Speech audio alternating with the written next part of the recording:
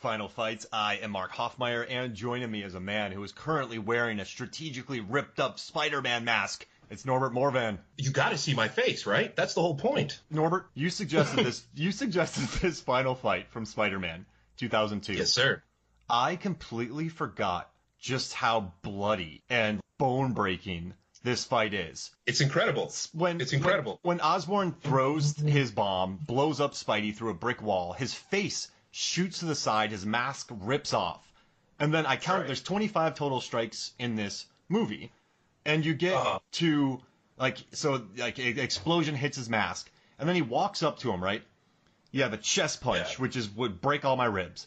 And then he punches a pillar, breaks the pillar, punches him in the gut. Then he punches him in the face, and a bunch of blood and liquid flies out of Tobey's mouth. He then punches him more, and Tobey's mouth gets even bloodier.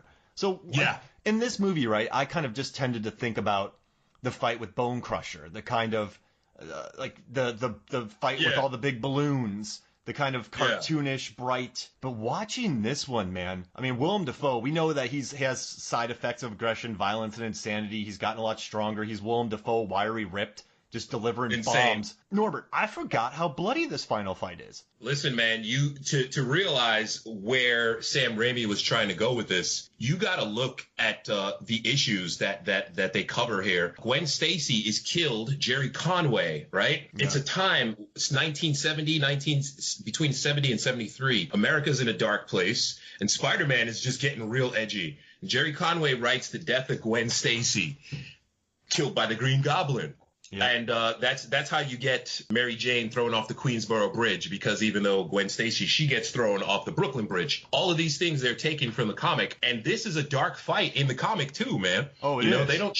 They don't show all the blood because it's the 70s and they're still doing the comics code. But man, the beating that Spider-Man puts on the Green Goblin and the beating that he absorbs, it's very similar to this, man. It's a dark time. And the production design, just putting it in there with different, Spidey shoots some webs out and then pulls a wall down on Norman Osborn. I mean, this is and I also did some research on here. I looked up the fight choreographer and the stunt coordinator, and the guy who did the fight choreographer, his name is Clint Cadena, and he had worked on Matrix, Universal Soldier, Point Break, Batman Returns, Last Action Hero, The Crow, Drop Zone, Triple X, The Rundown, and Spider-Man 1 through 3. In these movies, man, dude, Chad Stahelski and David Leitch, who did Wick, came out of Matrix. This guy was the fight coordinator on that. So I love the story behind it. And then the guy who did the stunts, the stunt coordinator, his name's Jeff Haberstad. Not only was he Kevin Bacon's stunt double in Tremors, but he worked on aerial movies like Congo. He did the parachuting in Congo, Point Break, Hot Shots. He was actually the stunt coordinator on There Will Be Blood. He's M. Night Shyamalan's guy, too, for stunts. You have this all-star team of people who can kind of tell these stories sort of in the air. That's why they probably brought in Haberstad, because of his history with kind of aerial coordination. And then this Clint, this is not the rest of the movie. And it's kind of neat to hear you say how violent it was in the comic book, but this takes a dark turn. This is you don't see beatings like this, really, ever. Well, I completely agree with you, man. And the thing that had me so hyped about this movie is that it took 40 years for technology to catch up to Spider-Man. Yeah. Spider-Man came out in 62, Amazing Fantasy, and then 63 is his own series. And there was that 1977 Spider-Man movie. Oh, man. First of all, it's got the jazzy porno music in the background. Yeah. And on top of that, instead of his web shooters being under the costume, it just looked like they took a homemade Nikola Tesla battery and wrapped it around his wrists. Mm-hmm. And so when he jumps around, you can see the wires and stuff like that. So definitely all of the fight choreography that you're mentioning and all of the great choreographers, these guys who grew up on wire fu, kung fu movies and whatnot that the Matrix borrowed from. Spider-Man is finally able to move around like he does in the comics with the backflips and the jump kicks and stuff like that. But this just boils down to a street fight. And that's what happened in the comic books. Just a straight up street fight brawl.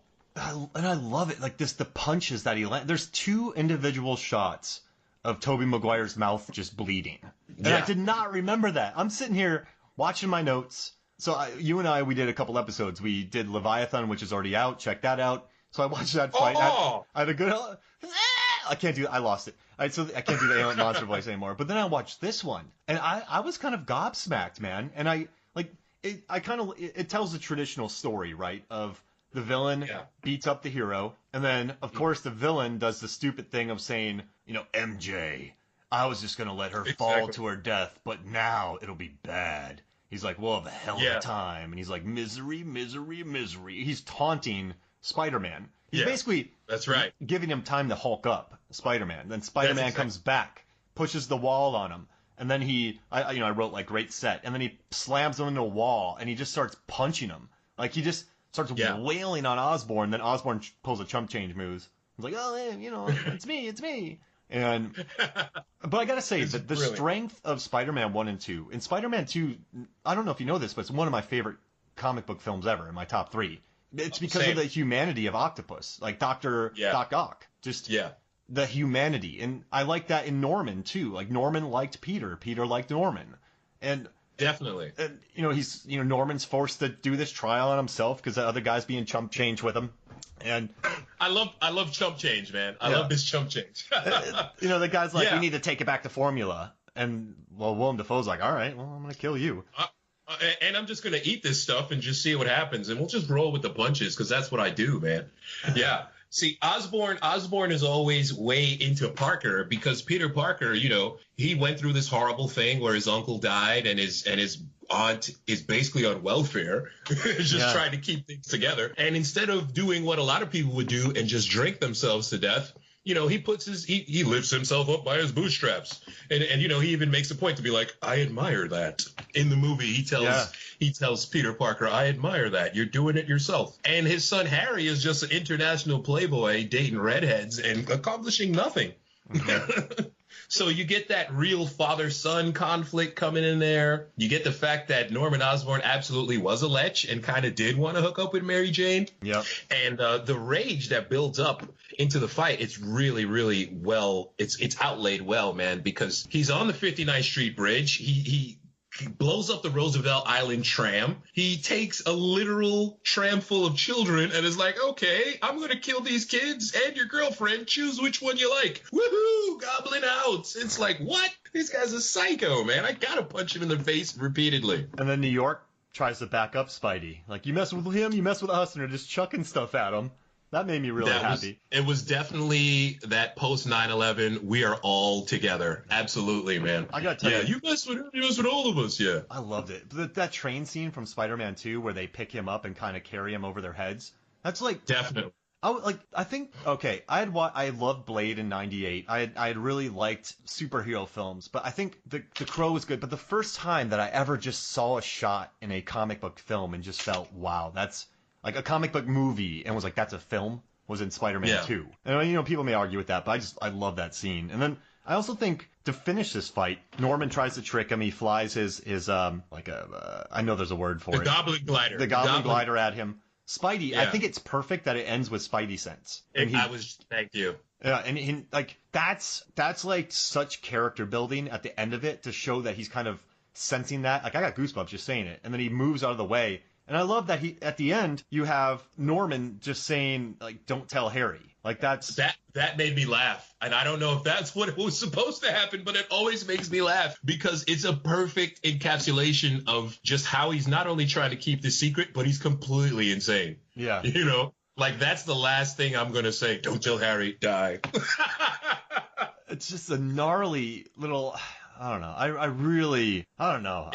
I dig this fight, and man, whoever did the strategic ripping of his mask did a great job because I love how that looked. Like, that was a cool mask job. Here's the thing with the mask that always irks me, man. In the comic books, the whole mask destruction thing doesn't really happen like this, man. I feel like this always goes back to Stallone's Judge Dredd, where Judge Dredd just takes off his mask to look sexy and to show you that his eyes are the same as Armand Assante, and actually they were brothers all along. Ha ha ha. And it's terrible. Yeah. You know what I'm saying? Usually the son of the guy who draws the issue, John Romita, his son, John Romita Jr., the comics that happened after 9/11, he loves to draw Spider-Man just bleeding and his costume all ripped up and destroyed. But before that, it wasn't really a thing. So this is just, Tobey Maguire Maguire's like, look, if they don't show my face, how do I get the money for more acting roles to spend on gambling? You know, come on, man, you got to show my face. You got to show my face, you know. At least when Tony Stark takes off his mask in the Iron Man movies, you get it, because that's an actual iron costume. You know, he might need some air, you know. But all of these other characters, it's a break for me. See, I loved it just because with the mask on, you can't see the blood fly out of his mouth. Like just seeing his bloody teeth. It's so not what this movie was. That's right. Yeah. I totally get what you're saying. I mean, you can't just rip off a piece of the mouth. That would look really weird. But I don't know. That's right. I just never, honestly, man, I remembered this movie completely different. I did not, I was working in a movie theater when this came out. I remember how busy it was. I remember how many people showed up. I remember Macho Man Randy Savage, he bought a ticket for it by himself and went and watched it. And because I worked in Florida where all the wrestlers were at, so he went and watched this movie. Yeah. And, you know, seeing Bruce Campbell made me happy. I hated his sunglasses, but I just thought it was like this big poppy bubblegum thing. That's why, I don't know, maybe that's why I like the fight so much more, just simply because it wasn't what I was expecting. And I like the punches. I like the combos. You know, they use gut punches in this movie. I mean, you don't see gut punches in superhero films very much. They were working the body on this. And it's hilarious. They're working the body, and meanwhile, Goblin's got this fully armored Goblin suit. So why are you punching a guy in the stomach in the first place? It's so weird. I mean, he kind of, like, some people have complained that Norman Osborn sort of looks like a Power Ranger type character. He did look like a Power Ranger. That makes sense. Yeah, I mean, that's maybe the one small takeaway from this scene, but I don't think the CGI was quite there yet in 2002 to make him fully kind of, you know, CGI. I mean, totally. Like, you know, they can do that now with Tony Stark. They can put costumes over, you know, Robert Downey Jr. walks on the set and they just, like, in a jumpsuit, and they CGI over the suit over him. So they weren't quite there yet. But I don't know. I just really, man, I don't know. You got that, and then you got the way the Green Lantern suit came out, because that's all CGI too. Ugh. And even though, you know, yeah, exactly. Exactly. So you got to sometimes go a little bit column A, column B. Yeah. And then the Violet Death, too. That was straight out of issue 122. That's exactly how the Goblin dies. Just getting speared? He gets speared. Of course, minus the blood and the don't tell Harry. I don't know. I thought this was a lot of fun, and I think it did a good job setting up the world, this final fight. It shows that this Spider-Man is kind of a street scrapper. And the good thing is he doesn't kill. Norman kind of kills himself by shooting a thing straight at himself. So it's a good way to finish the fight, kill the adversary, and I think also at this fight, by getting him so bloodied up, he begins to realize, you know, what happened to MJ, what happened to his aunt, like Aunt May. Right. Like he starts to realize, like, I can get bloodied in these fights. I can get killed in these fights. I can have my family attacked. Like, and he says that too. You tried to kill my family, and then the most cheapo depot thing ever. Norman goes, well, I wasn't trying to kill you. It's like, oh, come on, dude. But I think it sets up the future, you know, at least two, really well, in the fact that he knows he can get, you know, schnockered now by villains. It's 100% agree. Early on, you know, he goes around, he's stopping minor crimes, but this guy is insane. And to your point about how New York is so connected with him, it's because Spider-Man's the complete opposite of Batman, you know, where people know that Batman will probably break the arm of a criminal, and they kind of always want to break the arms of a criminal. But Spider-Man, you know, the media is against him, and the average person, Spider-Man is stopping their purses getting snatched and whatnot. So they all line up to be his friend. And this guy, I mean, because he's not big. Spider-Man's like 5'9", 5'10". So he's not a big dude. So they just see him flipping around in his underwear, and they're like, yeah, this guy's cool. I can get down with him. He saved my life. And that's why, you mess with one of us, you mess with all of us. Get out of here over there. You know, you got to get that New York accent in the movie. It's great. What